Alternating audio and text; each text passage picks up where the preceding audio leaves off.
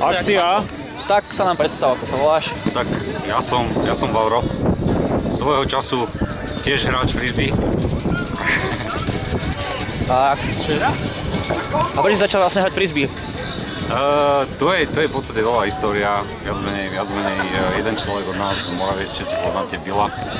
Tak boli sme v podstate viac menej mladí ľudia, nič nerobiaci. A on nás oslovil a tým začali hrať. Ako si začínal, ako to prebiehalo?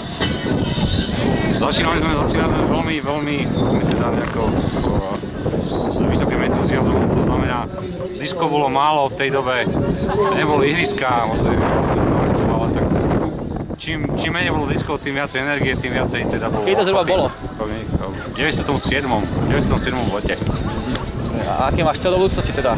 Môj cieľ do budúcnosti sú založiť rodinu. A frisbee sa venovať skôr asi tak nejako na pozadí, skôr backgrounde, ako ja už som starý pes, ja už sa neviem naháňať za mladými, takže jo. Dobre, ďakujeme ti. Veľa úspechov s projektom.